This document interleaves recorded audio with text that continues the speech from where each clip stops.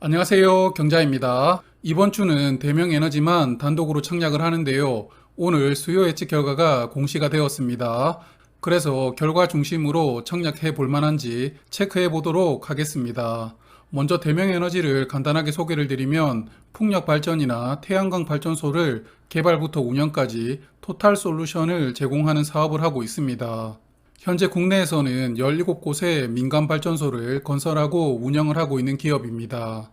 대명에너지는 코스닥 시장으로 상장을 하는데요. 내일과 모레 청약을 합니다.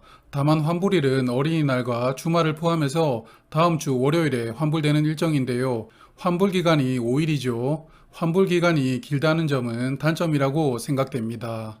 수요 예측 결과인데요. 결과가 좋지 못했습니다. 기관 경쟁률은 255대 1이었고요. 의무 확약 비율은 1.18%였는데요.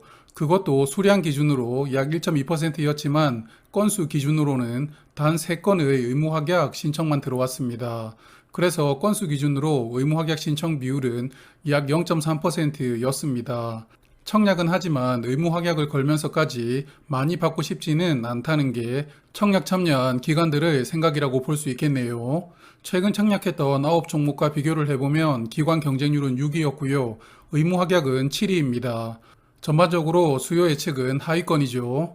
그래서 공모가는 희망 하단으로 확정하는데요. 하단 가격은 15,000원이었고요. 공모가 신청 결과를 보면 하단 이상과 상단 미만을 신청한 비율이 54.5%로 가장 많았습니다. 그래서 공모가를 하단으로 확정한 것 같은데요. 이 공모가 매력적인지는 잠시 후에 유사 기업들과 다시 한번 더 비교를 해볼게요. 공모가 기준 모집 금액은 375억 원이었고요. 시가총액은 2,550억 원입니다. 화면은 최근에 청약했던 종목들 중에서 공모가를 희망 하단 이하로 확정한 종목들입니다. 공모가를 하단 근처에서 잡았다는 것은 다들 수요 예측 결과가 좋지 못했기 때문인데요. 그래도 최근의 공구음원이나 VC는 공모가가 하단 근처에서 확정이 되었지만 상장일에 괜찮은 수익을 주었습니다. 특히 공구음원은 상장일보다 둘째 날부터 크게 상승했었죠. 하지만 나머지 종목들은 상장일에 전부 손실을 주었습니다. 그러므로 8종목 중에서 2종목만 수익이었다고 볼 수가 있습니다. 그럼 이제 청약 정보 보겠습니다. 대명에너지는 250만 주를 모집하는데요. 일반 투자자에게는 62만 5천 주 배정되었고요. 우리사주 조합에 배정된 수량은 없습니다. 그리고 구주 매출 20% 포함되어 있는데요. 최대 주주의 가족인 어머니가 보유한 물량 75만 주 중에서 50만 주가 구주 매출로 매각이 됩니다. 최대 주주인 아들의 지분이 안정적인 수준이기 때문에 상속보다는 구주 매출로 매각하는 것을 선택했다고 생각을 합니다. 그래서 의무 확약은 거의 없지만 상장일 유통 물량은 248만 주로 비중 14.6%가 유통됩니다. 좋은 수준이죠. 그리고 상장일에 추가되는 물량도 없고요. 공모가 기준 유통 금액도 372억 원으로 그렇게 부담스러운 수준은 아닙니다. 다만 수요 예측 결과가 좋지 못해도 기존 주주가 많은 종목이었다면 상장일부터 물량을 매도를 해야 되는 재무적 투자자들이 약간의 작업으로 주가를 강제로 들어올리는 경우가 있습니다. 하지만 대명에너지는 기존 주주가 없어서 이런 부분들을 기대하기가 어렵죠. 그래서 수요 예측 결과가 좋지 못한 종목이 기존 주주가 없다는 것은 저는 오히려 단점으로 작용될 수도 있다고 생각을 합니다. 주관사는 한국투자증권이 메인이고요. 약 44만 주 배정되었습니다. 일반 고객의 청약 한도는 7천 주이고요. 그리고 삼성증권은 약 19만 주 배정되었는데요. 일반 고객 청약 한도는 4,500주입니다. 두 증권사의 청약 한도는 매우 작은 편이죠.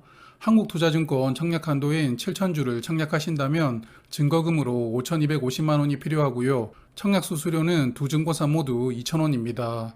그리고 균등 청약만 참여하신다면 최소 청약 수량이 20주인데요. 청약 참여하시는 분들이 많지는 않을 것 같기 때문에 균등 청약만 하시겠다면 조금 더 넉넉하게 청약하시는 편이 좋을 것 같습니다. 그리고 이 종목도 환매 청구권은 부여되질 않았습니다. 자, 그럼 유사기업과 한번 비교를 해보면서 청약을 최종적으로 결정을 해볼 텐데요. 먼저 공모가 선정에 적용된 유사기업 중 국내 상장 2개사와 비교를 해보겠습니다. 동국 SNC와 SK D&D인데요. 화면은 오늘 기준 시가총액과 21년 실적을 기재를 했습니다. 일단 매출을 보면 대명에너지의 21년 매출은 1361억 원으로 두 기업보다는 사이즈가 적죠. 하지만 이익률이 18%로 가장 좋습니다. 특히 동국 SNC와 비교를 해보면 매출은 절반 이하이지만 이익은 더 컸죠. 그래서 PER로 비교를 해보면 동국 SNC의 PER은 13.7이었고요. SK D&D는 4.7입니다. 대명에너지는 10.2인데요.